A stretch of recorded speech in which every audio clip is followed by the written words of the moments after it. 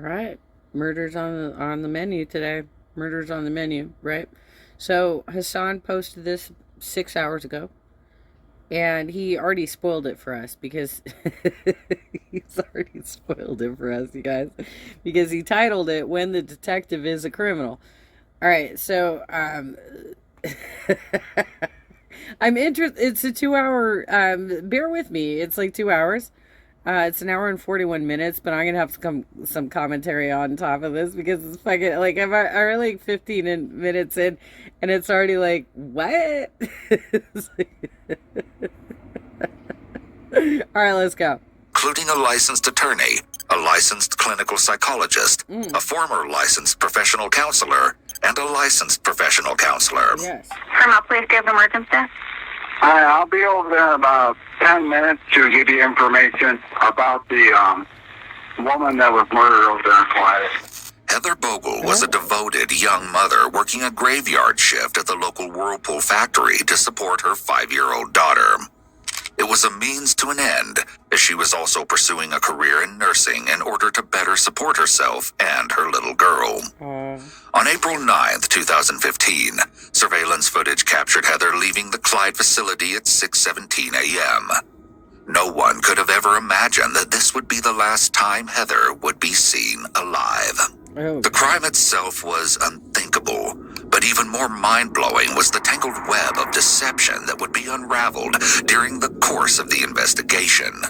It was the But even more mind-blowing was the untangled web that unraveled.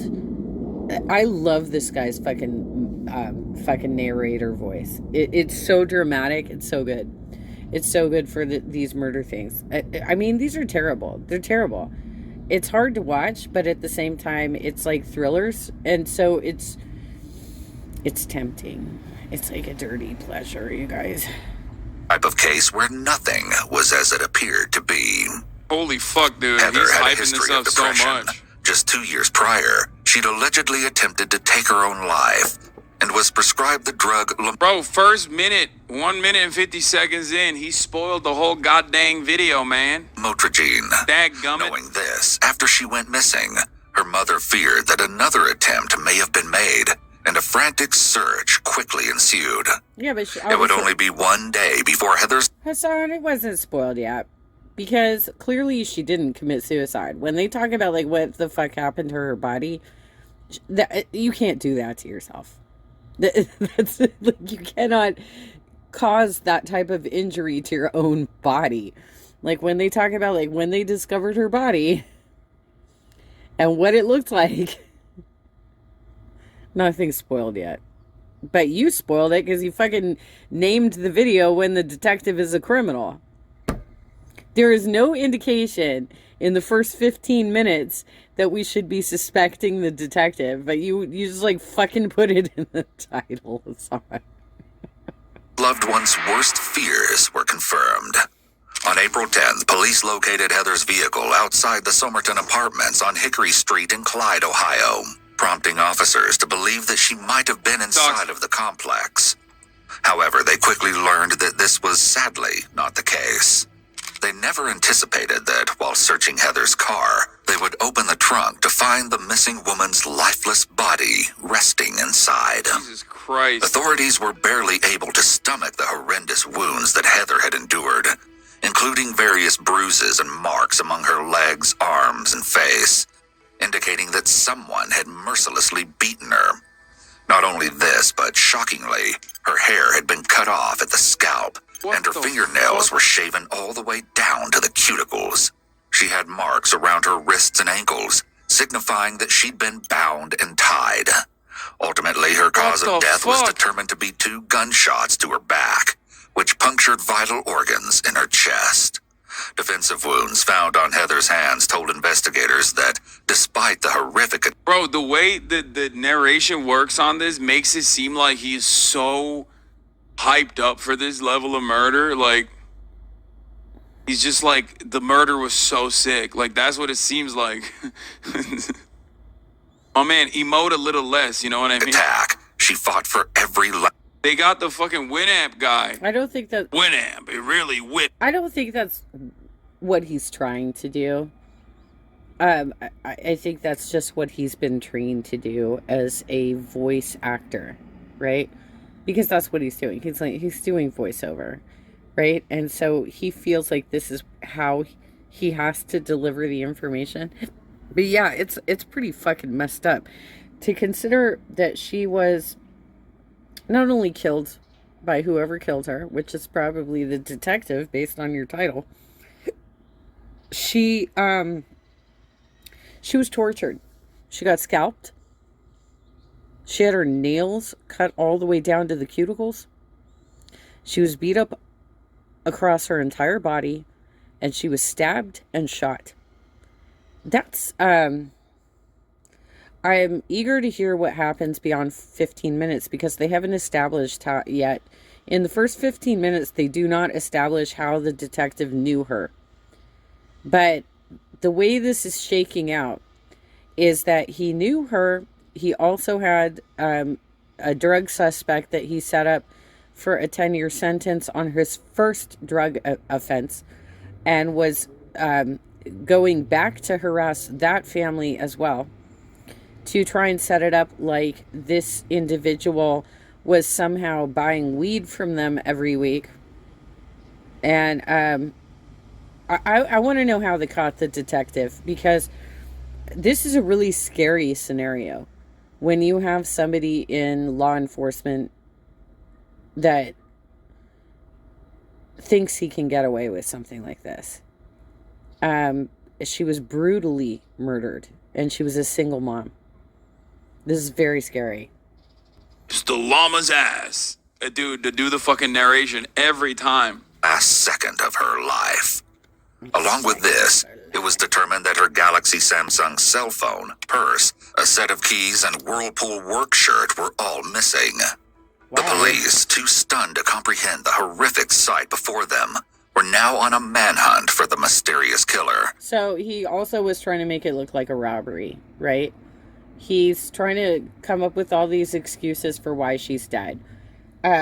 He's saying it's going to be a robbery, right? Like, that's why all these weird items were taken from her that really mean nothing to anybody except for to her. And which if you were murdering somebody, you generally would not take things like this, because then you've got evidence in your possession. But also he parked her in her own car, in her trunk, in front of somebody who he had previously attacked on a drug conviction. How did they figure it out, though? Because, like, it looks like looking at the way he did this, it seems like he could have gotten away with it, which is scary. But somehow they figured it out, right? But, unbeknownst to them, their window of time was closing by the second. Okay. Still, they had a lead. Heather had been facing a rather tumultuous season in her life. She was in the middle of a devastating breakup with an ex-girlfriend, Carmela Badillo, and the relationship hadn't necessarily ended on good terms. Both of the women had met during their time at Whirlpool, and they officially began dating in 2014. Throughout the romance, the couple would often fight over various subjects, but at the forefront were Heather's supposed allegations of infidelity against Carmela. It wasn't long before their issues would create a permanent rift between the two, and the year-long relationship would come to an end just 3 days before. They put a split on the child in the back seat. That's kind of messed up. Like, first of all, like, you can have fights with people. You can disagree with people. You can even, have infidelity. It does not equal murder. And as we go through the story, you're going to see that it does not make... I mean, I don't know what happens beyond 15 minutes. But I think it's unlikely that it was the ex-girlfriend. Heather's disappearance. In texts recovered through Heather's phone company on April 8th, the fury between the two was clear. In one message, Carmela stated, "Last night wasn't something small, Heather. I have to make appointments with a cardiologist and was doing various tests all night. I thank God for my mom being there. She's the only one who will ever have my back and care about me. Okay, I would have never not been by your side. I don't ever in this lifetime want to speak to you again. Goodbye." Okay. Apparently, Carmela had faced an unexpected illness the previous night and requested that Heather come to her aid, even though they'd been... Bro, I have an unexpected illness in the form of forgetting to run the top of the hour ad break, by the way, and then running it at 4:25. I'm sorry. It's so sad. To that everyone we have I've to do this all disappointed. the time. I apologize. I literally, it was like it was like around 4:10 when I was looking for a good segue, and I totally fucking forgot. I'm an L streamer. Right. Nord Shark Saboteur, thank you for the 10 gifted subs, allowing 10 people to no longer see the ads at the top of the hour, even though it's no longer the top of the hour. Here's a 3-minute ad break now. God. Come on, man. Move on. Have your resignation on my desk in an hour and hand over your badge. What about my gun? What about my service weapon? Can I keep that? No.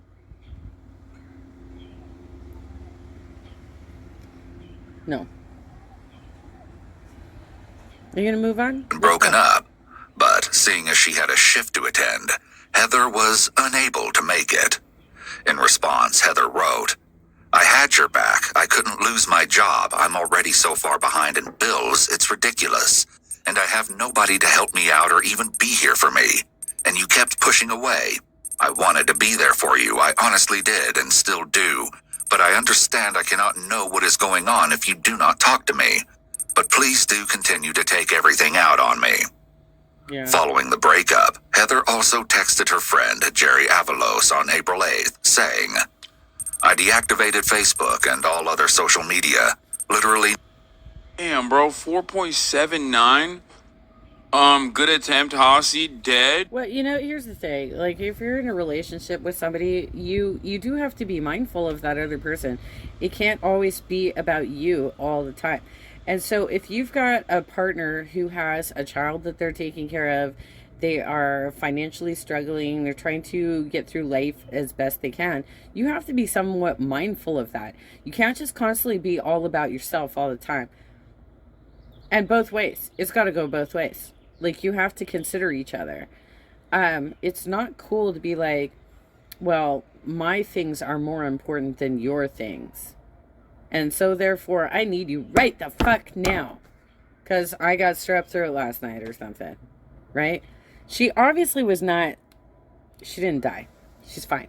She had her family around her. She's fine. She did not need to bring up the girlfriend who she literally just broke up with and say, "I need you here right now." Shut up, codependency girlfriend. Do your own thing. But this, I think, is completely unrelated to the murder. I don't even know why it's coming up. Wow, bro. Y'all are fucking ruthless, dude. Whatever. Bunch of micromanagers up my ass. never talked to my friends, couldn't even have a friend. She wouldn't allow it. It's a clear red flag when a partner tries to control who the other person can talk to or be friends with. Yes. It's important to remember that Heather was upset about the breakup when she sent this message, and it's possible that Carmela has a very different viewpoint on their relationship. When officers recovered Heather's body, they also discovered a shocking handwritten letter in the vehicle. It was one of passion and rage, each sentence more intense than the last. Okay. Unfortunately, it's unknown what was written, but every single word had been directed at Heather, almost as if they wanted to hurt her. To no surprise, the penman had been none other than her scorned ex-girlfriend. Oh. But this wasn't the only relationship that seemed to be falling apart for Heather, as additional text showcased an obscene message from her brother, Josh Fiesel. Heather had recently failed one of her nursing exams, and Josh added to the upsetting occasion. He wrote, "Too stupid to pass the LPN exam," and called her a demeaning name. Oh, God. He also texted, "Low expectations of yourself, typical trash like your mom and dad." Josh's cruelty towards Heather was no I can't even, dude. I can't even. Oh, my God. I don't know how people can be so mean to... especially to your relatives like that, It's really messed up that the people who you're supposed to have the most care for, have the most protectiveness for, that those are your number one victims. And, there's also this saying that some people give the appearance of being victims, and so they're more likely to be attacked because of their posture, how they walk on the street, whether they're confident or not. They can be identified as easy targets. I don't know what was going on with this gal, but this really sucks because she was a single mom, you know? She was doing everything she could to raise her kid. This is messed up. Secret to their friends and family. What the fuck? But could he have gone so far as to take her life? Well, the lead detective on the case, Sean O'Connell, had his eyes set on uncovering the answer. Arrest this man. I'm getting some bad vibes about this detective. But we don't know yet. We don't know yet. Let's move forward. For no particular reason, you know what I mean? I know. To this very question. However, as we will soon come to learn, his methods were far from the ordinary. Still, no one could have predicted the scandal that was about to unravel. Despite the varying fights with Carmela and Josh, it wouldn't take long before they were dismissed as potential suspects. I think As it the could hunt be for the the killer detective. continued, Guys, Detective O'Connell quickly located a new person of interest. Tenants had reportedly told the detective that they had seen Heather frequently visiting Building 240 of the Somerton Apartments, well before her body was found in the parking lot. It was believed that she would allegedly purchase marijuana from an unknown resident of the complex. When this information was discovered, Detective O'Connell began to dig and eventually found his new lead suspect, 24-year-old Kiona Bohr, thanks to a complaint filed against her by another occupant. This is messed up too.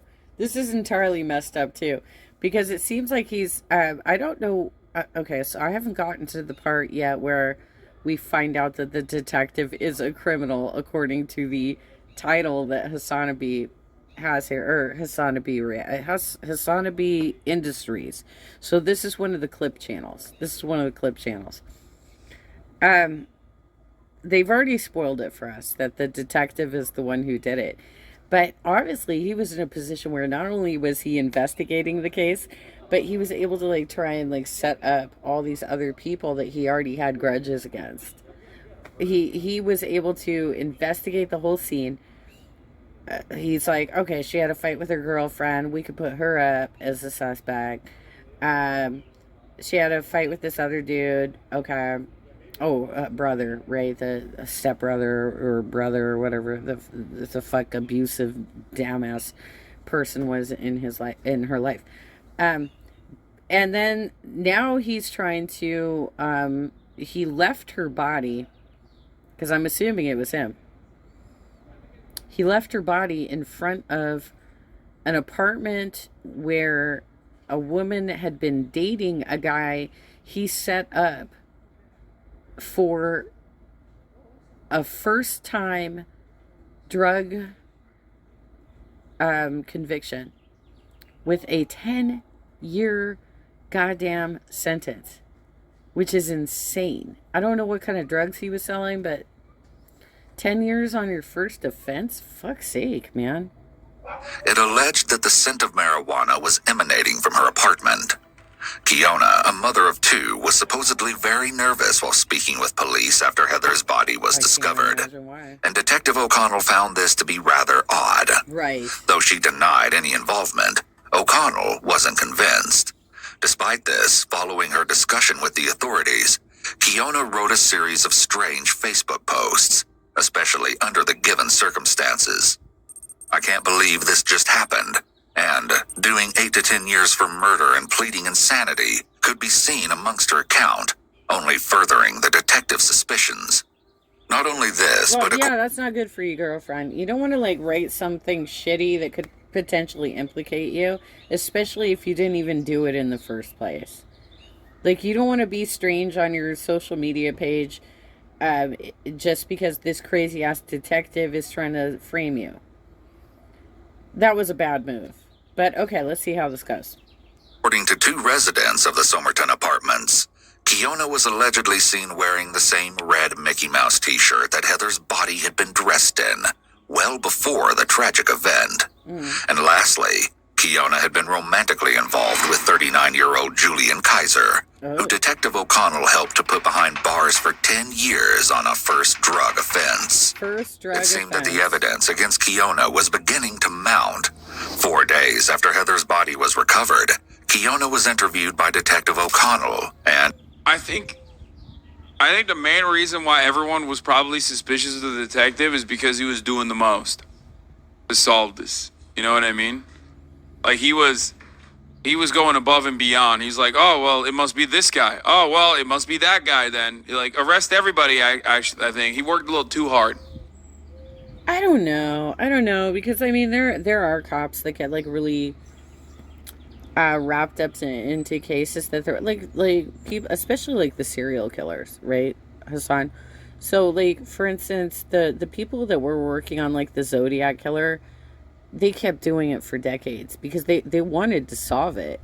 You know, there are sometimes that they're just like, this is so confusing to me and I need to wrap my head around it. I need to solve this for my own peace of mind, you know? So I don't know that that's necessarily like the indicator, but I'm sure we're going to find out, right? Like you've got an hour and 41 minutes here. So I'm sure we're going to figure out like how the police department figured out that the detective was actually the murderer. He wasn't even clocking overtime. You know what I mean? Everyone was like, what the fuck's going on, detective? You seem to be really invested in this case. Right. Like, this is not a television show. Only on TV shows do we have detectives be this invested in cases. And as you're about to see, the tension in the room was so thick, it could have been cut with a knife. Do you know that name by chance, Heather Bogle? I don't even know who she is. The only time I heard of her was when the police knocked on the door, and then I didn't even know who she was. I was like, I don't know her. And I went inside and got on my Facebook, and I seen her on Facebook. Obviously, for one reason or another, her vehicle ends up at the Hickory Street Apartments, parked in front of your building 240. The question is, why did it end up there? So we've talked to a lot of people, and we are comfortable to say that Heather has been known to frequent building 240. How freaky is this? Like, to listen to the guy, like, according to the title of this video, it's the detective who did it. And we're now listening to him trying to implicate other people, another person, for his crime, for his brutal fucking murder of this woman. It's sickening to listen to. And yet, I love fucking murder stories. I do. We feel comfortable that she was voluntarily there, probably on Thursday of last week, a couple different times. She was there, then her vehicle had left, and the vehicle had come back, and then the vehicle leaves, and then it finally comes back for the last time on Friday morning and around 1:30, okay? So why am I here, though? And I'm getting to that point. It's my understanding that Heather likes to smoke some weed, okay? She does it probably on a somewhat of a regular basis. She has to buy it from somebody. We know that we've had complaints on your particular... Oh, okay, so she came by twice.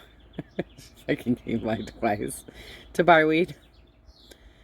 Like, what kind of like, seriously, you can do a blood draw out of her and figure out if she had any drugs in her system, right? This seems like the most ridiculous line of questioning ever. Well, she was there twice. Well, does she know somebody else in the building? Like, how far did your investigative work go? Apartment in reference the odor of marijuana coming from it from one time or another that led to the police knocking on the door and trying to figure out. Bro, decriminalization of marijuana really fucked over cops. Nobody ever thinks about that. Oh, shut up, dude. You know what I mean? Come on. Like, how else are you gonna fucking lock up, like, or suspect random black people for doing crimes other than blaming the scent of marijuana? You know what I mean?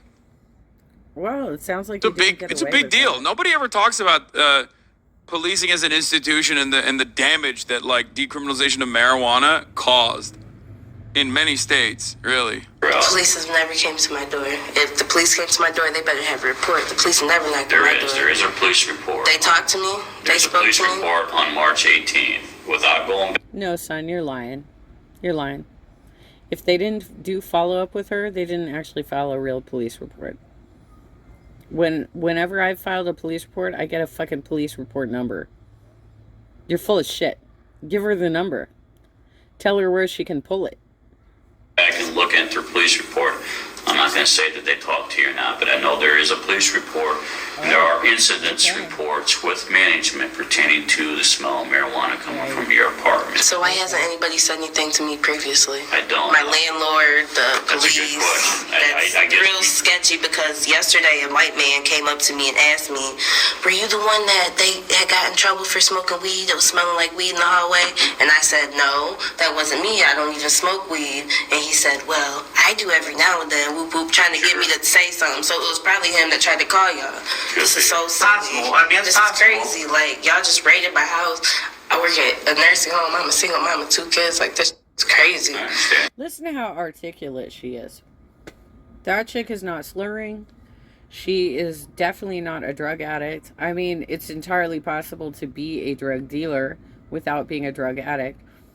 But I just, based on the title of the video, this is horrifying that police do this. It's horrifying. They tried to set up this poor single mom. I understand. Kiona comes across as quite self-assured. When someone is telling the truth, they may appear more confident because they know the facts are on their side. The detective should have built some kind of relationship with her prior to starting into questions about Heather. Essentially, what he has done here is without any evidence whatsoever, he has launched into an interrogation rather than conduct an actual interview first. Yeah.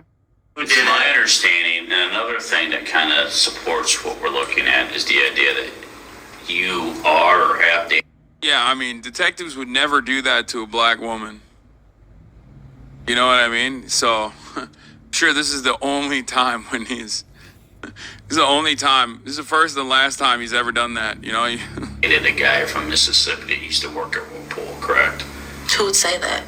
Well, I never dated anybody. Just because I talk to somebody, like, all right. So you talked to somebody. You they're not even here. They've been left months and months and months ago. So, Okay, what's months and months and months ago? like months ago when they went home, we was never dating.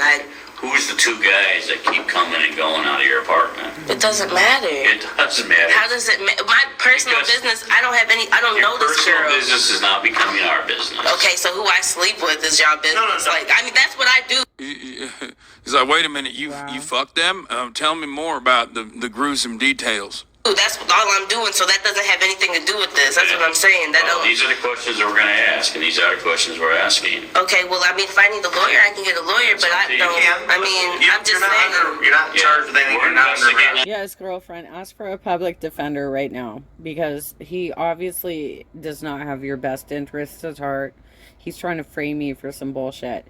Get a public defender right the fuck now.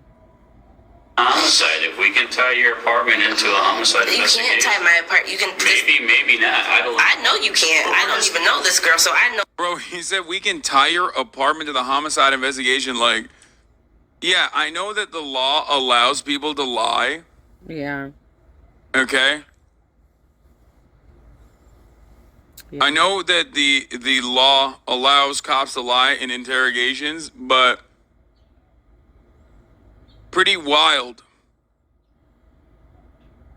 Pretty wild to just like, you know, directly be like, no, we can tie you to the, you know, investigation. No, for that's- Like, we'll find a 100% way, you man. can't. Chill. Apparently, 2 different men had visited Kiona at her apartment on various occasions in the recent past. That's a Omar threat. Satchel and Kari Jeffrey. It wasn't long before Detective O'Connell considered them additional suspects in Heather's gruesome murder. And soon, we will see exactly why that was. But this is the thing. That's why we're asking. That's why we're asking the questions. And if Right, you tell but us you that- guys just raided my apartment. You know, yesterday when I went to my house and got that paper, my neighbors ran for me. Like, I'm out here killing people. Like, y'all just ruined my life over this because I smoked some weed. Like, this crazy. Okay, we had problems probable cause to search your apartment. Okay, that's fine, but I'm just saying, like, that's... I never seen this girl in my life. Don't know this maybe girl, you have, nothing. but maybe those who you associate yourself with have. Maybe people they associate themselves with. Did you talk to the previous Why neighbors are that you lived being there? so reluctant on wanting to tell us who you Because associate? y'all just raided my house and took my baby daddy to prison for 11 You years. know Y'all what it think I'm sounds like to me, Fiona? It sounds like What? you're withholding information. No, it sounds like I don't... This is ridiculous. There is an important distinction here with Kiona talking about getting a lawyer. She didn't unequivocally ask to speak with a lawyer, which is why the officer continued talking to her.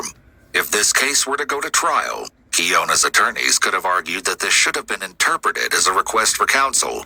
But it's not incumbent upon police to clarify statements, and they don't have to stop an interrogation if a suspect makes an ambiguous statement about requesting counsel.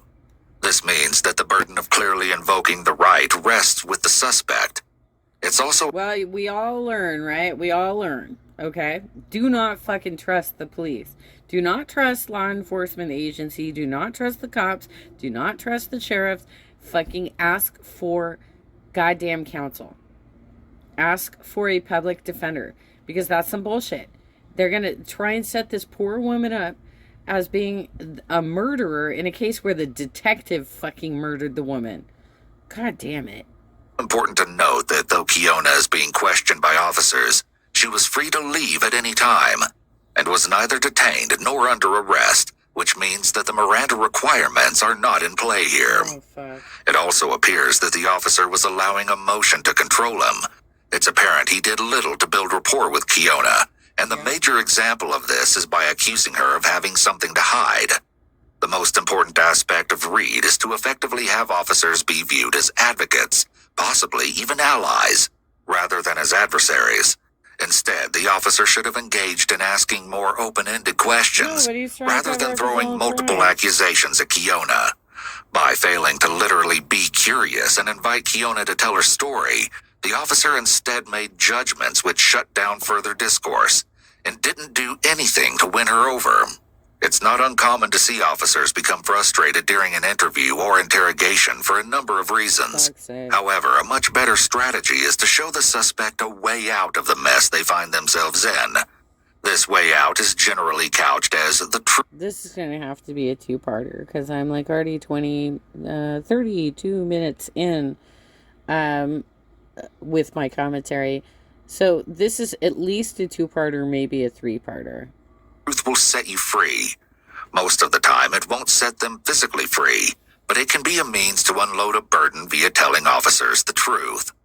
In these circumstances, officers emphasize remaining open and non-accusatory, even when presenting facts that contradict previous statements.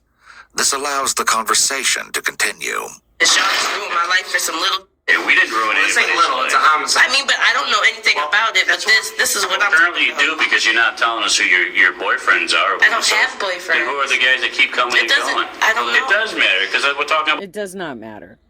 Fuck the hell off. You don't get to delve into her private life simply because you're trying to set her up for a fucking crime. You don't get to do that bullshit. Whoever she wants to fucking sleep with, that's on her. a homicide. I mean, am I being charged with something? Am I getting arrested? Not yet. Okay, then. I mean, I can get a lawyer and come back. Yes. Get a lawyer. Go get a lawyer. That just tells me you got something to I hide. don't have... What the fuck? Get a lawyer. Yo, these guys are so bad at their fucking jobs, dude. These are supposed to be like higher tier cops too. Like, you know what I mean? Holy fuck. Wow. Brother, you and this attitude that you are demonstrating is one of the best reasons to literally always have a fucking lawyer when you're talking to cops. Absolutely. Absolutely. Never talk to cops without the presence of a lawyer. This is it. This is the reason.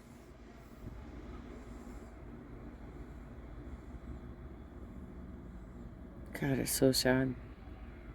Is not bad at their job if they know they won't get in trouble. I mean, no, they are bad at their jobs on top of like not being able to, regardless of whether there's no scrutiny on their behavior here, they are bad at their fucking jobs. Yeah. Well, at least the detective is bad at his job because he's the real murderer. Spoiler alert. Spoiler The alert. officer is just fucking bad at his job. Because ostensibly, the assumption here is that the officer is trying to find who the fucking murderer is. God damn, dude. You know what I mean? Yeah.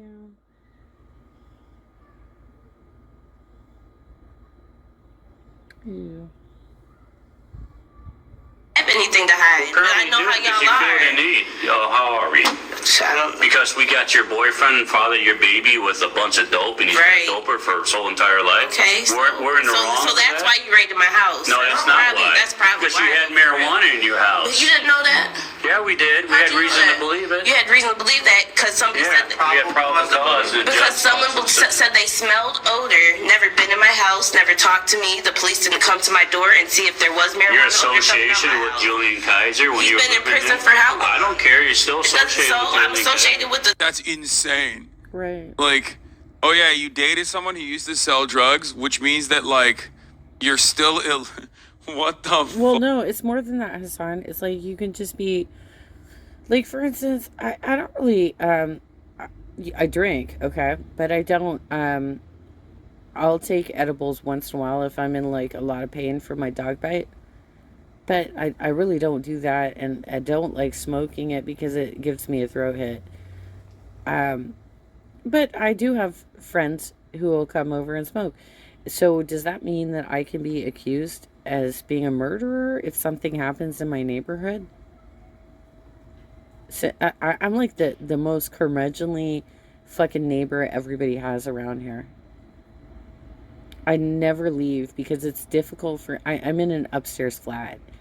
And it's difficult for me to navigate stairs because of the dog bite. But what this story is telling me is that the OC sheriff could totally fucking set me up.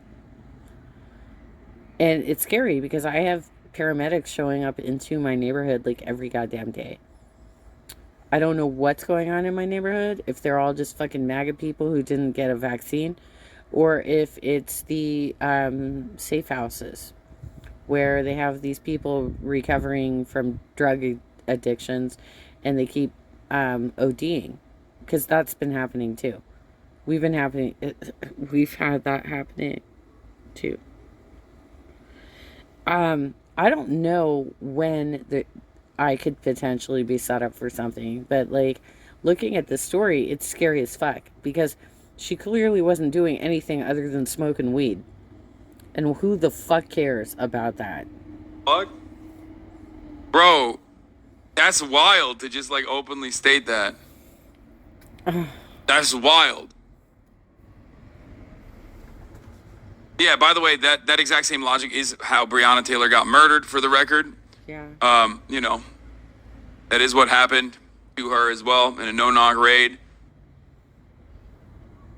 The guilt by association. Yeah. It's insane. All right, you know what?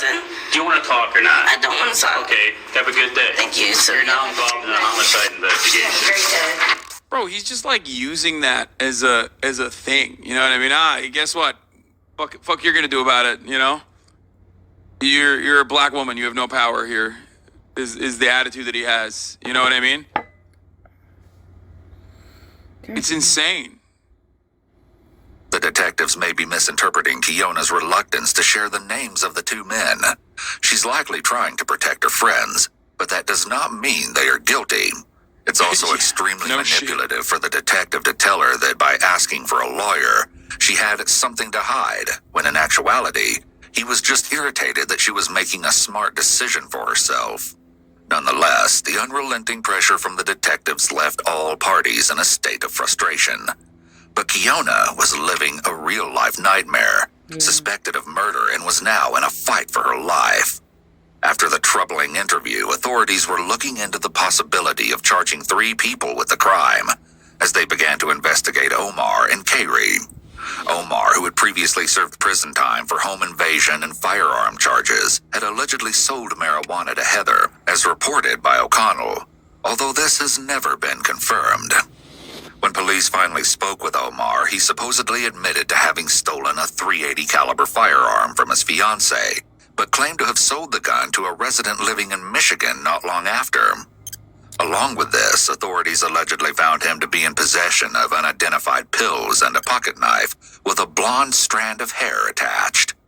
In an interview with the Fremont What? News Messenger, Omar adamantly denied that he had ever met or known Heather, gravely pleading for his innocence.